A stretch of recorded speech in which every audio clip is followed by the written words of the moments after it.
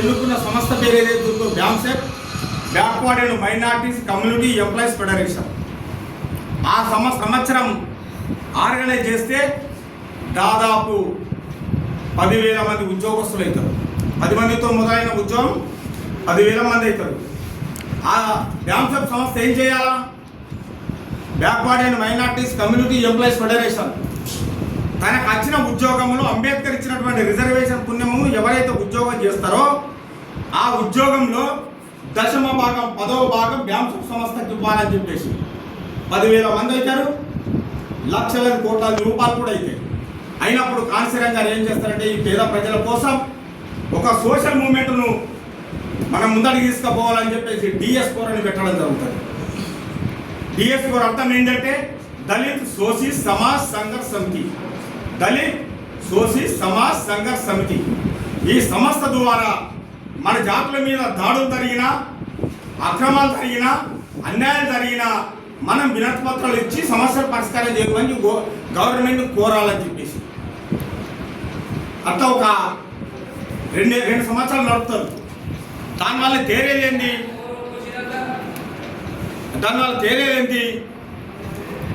కొద్దిగా దానివల్ల తేరేదేంటి? దాడులు చేసేది అగ్రకులస్తులు, దాడికి గురయ్యేది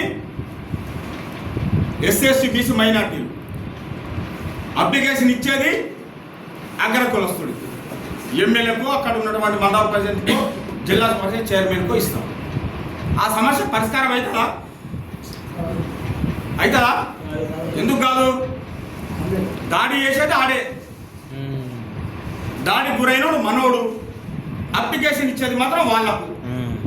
కాన్సీరామ్ గారు చూసి మరి దాడి గురవుతున్నటువంటి వ్యక్తుల నుండి అధికారం చెలాయించేటువంటి వ్యక్తులుగా తయారు చేస్తే ఎట్లుంటుంది?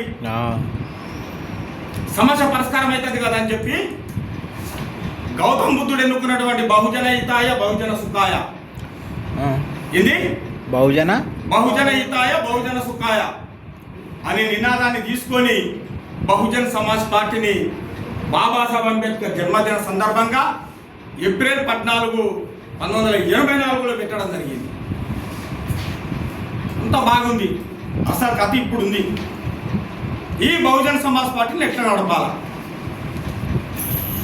ఈ జెండా కొనాలనుకుంటే డబ్బులు కావాలా? పెద్ద బ్యానర్ పెట్టాం, ఒకటి బ్యానర్ పెట్టాలనుకో డబ్బులు కావాలా? ఇటువంటి కరపత్రం ప్రింట్ కావాలనుకున్నా డబ్బులు కావాలి. ఇటువంటి హాల్ బుక్ చేయాలనుకున్నా, మనం చాలు తాగాలనుకున్నా, భోజనం చేయాలనుకున్నా, మరి డబ్బు అంత ఎట్లా? సమస్యనే కదా. పార్టీ పెట్టడం బాగానే ఉంది, సమస్యలన్నీ బాగానే ఉన్నాయి, మరి ఎట్లా? అసలు టైం పోతాడు. కూర్చో, తర్వాత రేపు పొద్దున ఏం చెప్తావు? ఫోన్ మళ్ళీ మాట్లాడు. ఏం కాదు, రీఛార్జ్ అయ్యి దానికన్నా ఫోన్ చేయలేనా? కట్ చేయమని వచ్చిందా? రేపు పొద్దున గ్రామీణ ప్రాంతాల్లో ఏం పోతుంది? పెద్ద సమస్య. పార్టీ నడపాలంటే డబ్బుతో కూడుకుందా కాదా? మరి అగ్ర కులాలకైతే ఈ సమాజాన్ని కొనడం కోసం డబ్బు అవసరం. మరి మనమే వాళ్ళం ఉంటాం? అగ్ర కులాల దగ్గరికి పోయి ఓట్లు మేము మీకు 10,000కు ఒక ఓటని కొంటామా? కొంటే ఏమంటాడు? తన్ని తరిమేస్తాడు. ఏమంటాడు? లమ్మిడి కొడుక ఏంద్రా మీ మాలోడికి, మాదిగోడికి, గొల్లోడికి, తెనుగోడికి, చాకులోడికి, ఎరకలోడికి, యానాదోడికి మేము ఓట్లు వేయాలా? మీరు మమ్మల్ని కొట్టారా అని తన్ని తరిమేస్తారు. మనకు సిగ్గు లేదు కాబట్టి ఆ ఎన్నికలు నిలబడ్డప్పుడు వాడి పంచల దగ్గరికి పోయి అంబేద్కర్ సంఘాలని, పులే సంఘాలని, మాల సంఘాలని, మాదిగ సంఘాలని, గుడిసెల సంఘాలని, ముద్రా సంఘాలని 2 చేతులు ఆడుకుంటా పోయి. కానీ వాడికి రోషం ఉంది. వాడి రక్తంలో ఒక విపరీతమైనటువంటి రాజ్యాకాంక్ష ఉంది. వాడి రక్తంలో ఒక డామినేషన్ ఉంది. మన రక్తంలో కమ్జోర్ ఉంది. మన రక్తంలో అడక్క తినడం ఉంది. మన రక్తంలో సిగ్గు లేకుండా వాళ్ళ జెండాలు మోస్తాం. వాడి రక్తంలో అట్లా కాదు కదా. వాడు ఏం చేస్తాడు? మీకు వచ్చే ఎలక్షన్ల మీద సర్పంచ్లో, ఎంపీటీసీలో ఓటు చేస్తే పోటీ చేపిస్తే మీకు రెడ్లం కొనడం కోసం నేను డబ్బులు ఇస్తా, ఓన్లీ రెడ్లం కొనడం కోసమే. వాళ్ళ దగ్గరికి పోయి వేలకు మనకు ఒక 100 రూపాయలు 200 ఇస్తారు, మాకు 10,000కు ఒక ఓటు. నోటు మా సమక్షంలో వేయాలా, 10,000 తీసుకోవాలని చెప్పాలి.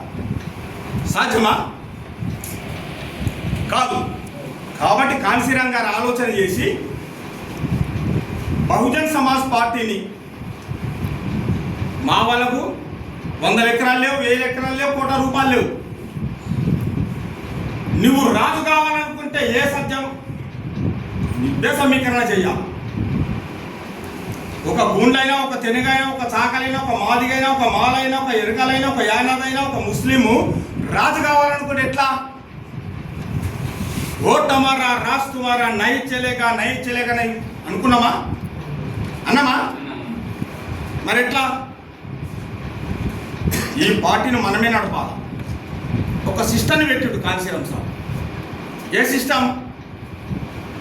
ఒక కూలి, ఒక మనోడు, ఒక గల్లీలో 100 కుటుంబాలు ఉంటే 100 మంది కూలికి పోతుంటారు. అప్పుడు 30 రూపాయలు ఉండేది. 20 రూపాయలు నీ కుటుంబానికి ఖర్చు పెట్టుకో, 10 రూపాయలు బహుజన రాజ్య స్థాపనకి, ఓటుదో నోటుదో బహుజన్ సమాజ్కు సాధిదు. ఏంటి? ఓటుదో నోటుదో బహుజన్ సమాజ్కు సాధిదు. రోజు 10 రూపాయలు ఇచ్చిన వ్యక్తి 5 సంవత్సరాలకు అమ్ముడు పోతాడా? రోజు పార్టీ కోసం పనిచేసి